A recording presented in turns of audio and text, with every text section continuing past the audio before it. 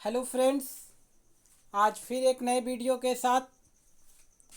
आज हम लोग ग्राइंडिंग के बारे में पढ़ेंगे। सैंड बेल्ट ग्राइंडर द्वारा किसकी ग्राइंडिंग की जाती है? तो जो ग्राइंडिंग की जाती है वो टेढ़े मेढ़े आकृति के जॉब की ग्राइंडिंग की जाती है। किसके द्वारा? सैंड बेल्ट के द्वारा।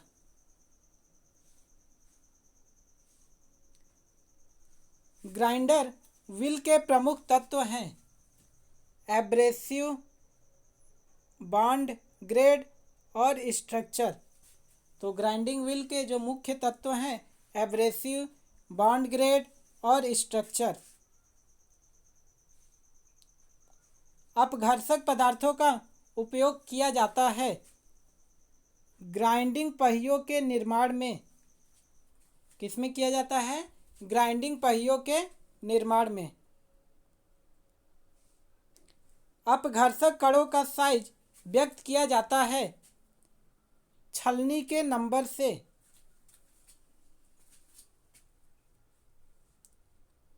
कड़ों के साइज को कहते हैं ग्रिड। कड़ों के साइज को ग्रिड कहते हैं।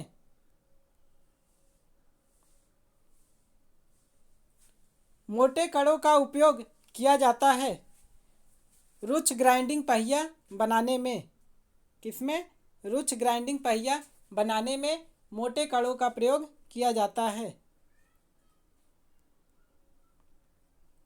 बारीक कड़ों का उपयोग किया जाता है परिष्कृत ग्राइंडिंग पहियों के निर्माण में।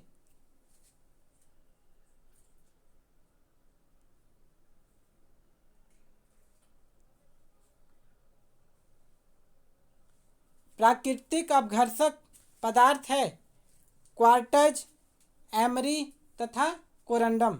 जो प्राकृतिक अपघर्षक पदार्थ हैं क्वार्ट्ज, एमरी तथा कोरंडम। कृत्रिम अपघर्षक पदार्थ है सिलिकॉन कार्बाइड, एल्युमिनियम ऑक्साइड। ये क्या है? कृत्रिम अपघर्षक पदार्थ हैं। कठोर अपघर्षक हैं हीरा, कोरंडम, एमरी। जो कठोर अपघर्षक हैं हीरा, कोरंडम, एमरी। चट्टानों में ड्रिलिंग करने के लिए उपयोग किया जाता है हीरा अपघर्षक। मुलायम अपघर्षक हैं silicon carbide, aluminium oxide. Celluloid बनाया जाता है सेल्यूलोज नाइट्रेट से। सेल्यूलोज होता है एक थर्मोप्लास्टिक की भांति।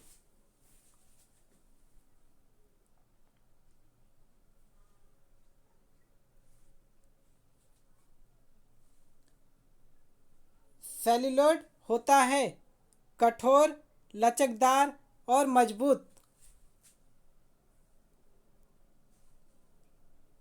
सेल्यूलॉइड का विशिष्ट गुरुत्व होता है 1.4।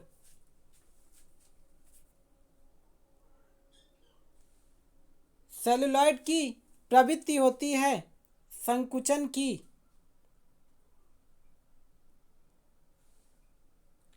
वैद्युत क्षेत्र में एक अच्छी श्रेणी के इंसुलेटर के रूप में उपयोग किया जाता है माइका।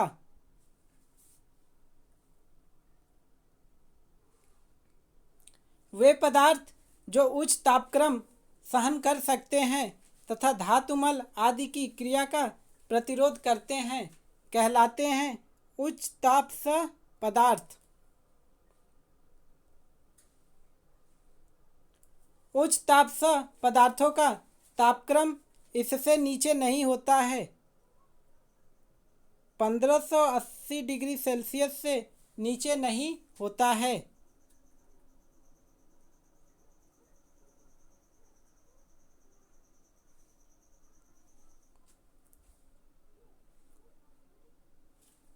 जिन पदार्थों में उच्चतम तापमान सहन करने की सामर्थ्य होती है उसे कहते हैं उच्च तापसह पदार्थ।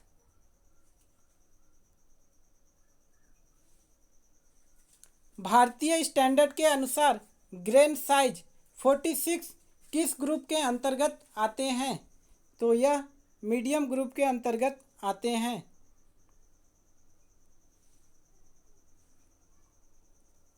भारतीय स्टैंडर्ड के अनुसार ग्रेड एम का ग्राइंडिंग व्हील किस ग्रुप के अंतर्गत आता है? तो यह मीडियम के अंतर्गत आता है। रेजिनाइड बॉन्ड के लिए रीतिगत चिन्ह प्रयोग करते हैं। बी।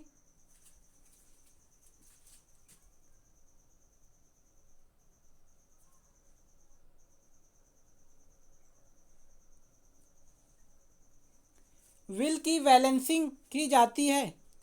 व्हील की प्रत्येक पोजीशन पर एक समान भार करने के लिए व्हील की बैलेंसिंग की जाती है।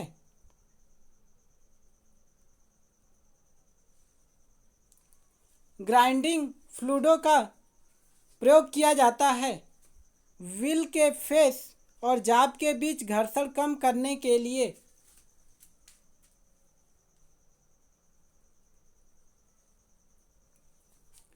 सिलिंड्रिकल ग्राइंडिंग में यदि जाब सेंटरों के मध्य ढीला फिट किया गया हो तो क्या होगा?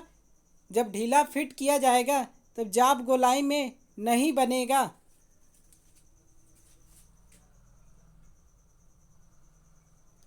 ग्राइंडिंग व्हील की ग्लेजिंग का क्या कारण है? तो ग्राइंडिंग व्हील की ग्लेजिंग साइज अधिक फाइन होना, व्हील हार्ड होना। ग्राइंडिंग व्हील की इसलिए ग्लेजिंग का कारण है।